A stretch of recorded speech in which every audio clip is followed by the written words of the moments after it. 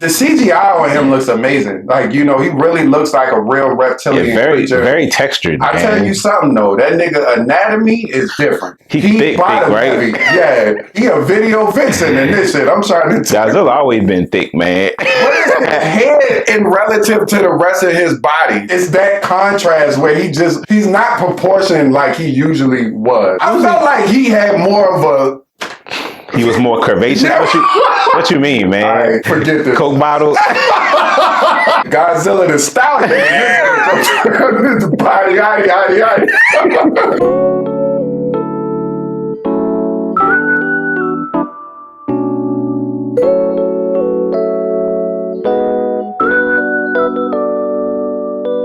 What's going on, folks? Welcome back to Cynicism. I'm Eric. It's your boy Dante, man, and today we're going to be doing a review on Kong versus Godzilla. This is, of course, the long-awaited sequel where King Kong and Godzilla meet to face off in an epic battle. The movie pretty much opens with King Kong being monitored by a monarch on his secluded island, kind of being held in this containment thing against his will, basically. He's getting bigger and he's getting angrier. He's acting out and showing his discomfort with his current situation. The issue is they're trying to protect King Kong from Godzilla coming and trying to destroy him. Meantime, Godzilla he seemingly randomly attacks this lab. He kills a lot of people. He destroys a lot of the facility. But we find out later in the movie that Apex, they are secretly producing this weapon to ultimately destroy Godzilla. Godzilla's whole plight in this movie or throughout the movies is that he really only comes out when he feels challenged by another Titan. But aside from that, he's pretty docile. He kind of lives in peace. I guess because it's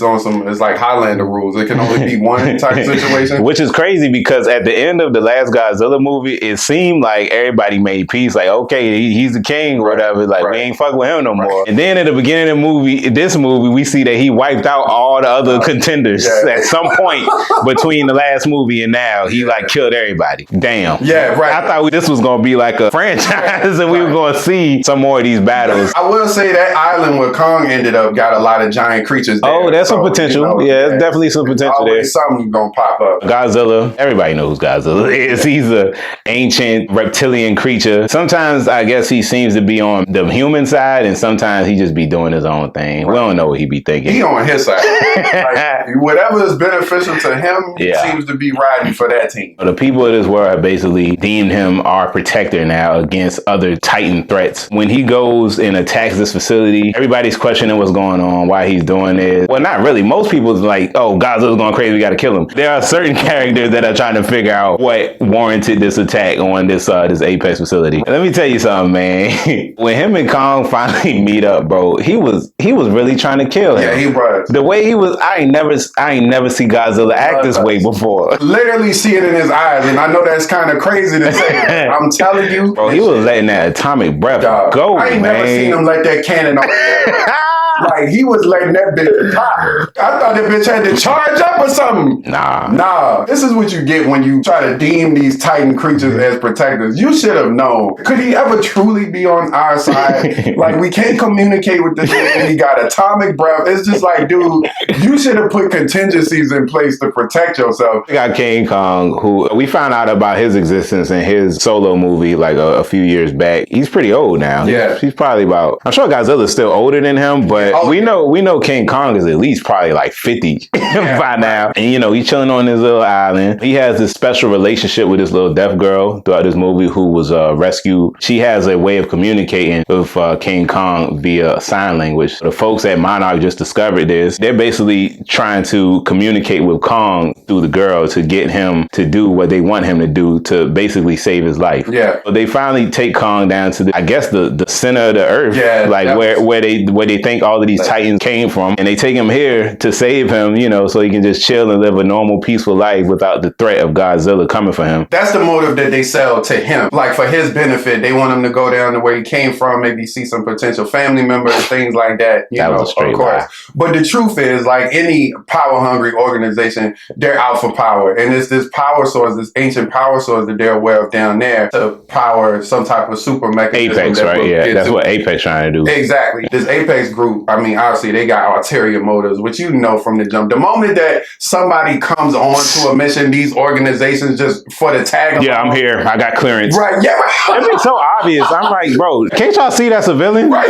Look at this person's demeanor. Right. I really like how King Kong was like portrayed in this, man. Me too. He had a very human side to him, the way he communicated and the way he displayed emotion and everything. Yeah, I agree. In contrast to how we describe Godzilla, Kong is kind of the opposite. You can get a feel for how he's feeling. And because he knows sign, he can communicate. It's limited, but beyond that, he has a sense of language. So you get a much more sense of his character. And he seems like he just want to be chilling, man. Like, basically, he out here, he'll fuck some shit up, but he really just kind of seemed like he wanted to be left alone, do his own thing. Mechagodzilla, you want to talk about that? I mean, sure. Okay.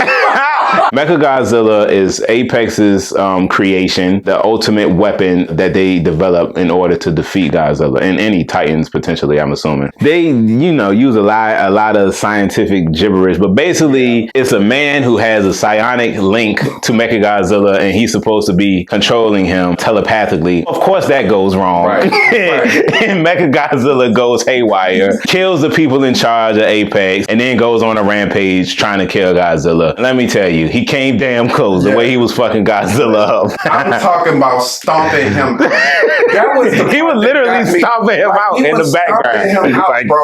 Right. In the background while King Kong was just like, man, that shit wasn't supposed to be funny, but the way that they shot that scene was just hilarious. It was. His design was hella cool. Like, it definitely was obviously inspired by the Godzilla design. It very much had its own thing, and I'm telling you, Nick, his arsenal, that beam he shot somehow looked way more lethal than what Godzilla had. Then he had like a rocket-propelled arm or something. Rocket-propelled body. Yeah, I mean, he was firing projectiles while he was swinging. You know what I did appreciate? That even though it was a very newer, up-to-date design, it still had that classic Mechagodzilla style and design to it. I was really trying to figure out how they were going to make this work in a modern movie without it just being just dumb. Right.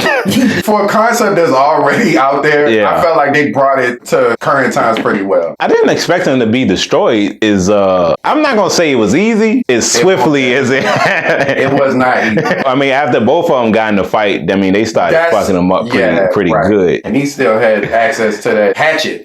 Oh, yeah. I was like, oh, wait. Hey, King Kong put in work with that bitch, wasn't he? Afterwards, that nigga just looked like Danny Glover. Like, I'm too old for this shit. The nigga sat down. How you sit down and use a building as back support? One of my favorite key moments was how they was hauling King Kong. First, he was on a boat. You know what? Speaking of which, how they ain't know that won't go work? Come on, man. Godzilla navigates through oceans. Like, why would they think that was a good idea? That's literally his turf. He spends most of his time in the water. Right. When he's not destroying cities, he likes the moonlight. The throwback to the classic Godzilla vs. King Kong movie when they were like hauling him like with the helicopters.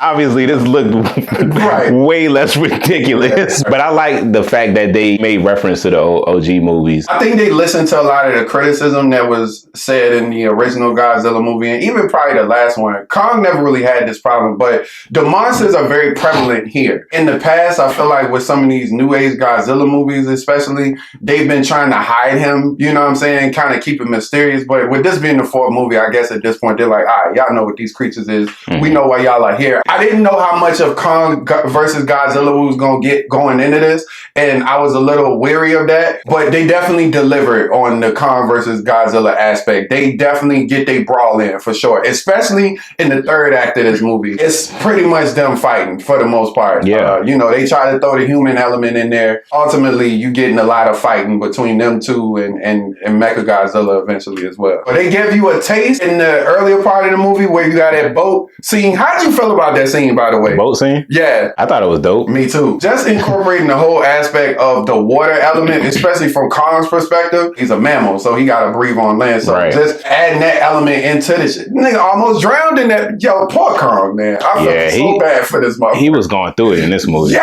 man. Just the way in which Godzilla and King Kong communicated, like the nonverbal, like the looks they would give. Godzilla basically had defeated Kong. He basically was like, just like submit. Like he was standing on him like, say uncle, bro. Kong was like, nah, we not doing that.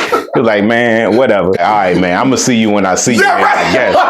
You know, God bless Hong Kong and New York in movies. This has got to be the most blatant destruction, because the thing about it in this Hong Kong scene at the end of the movie, it was very heavily populated and you could see that. Like, it was cars, it was people, the city was lit. They were in the city knocking shit over like it was. Oh, they was having dinner in one of those buildings.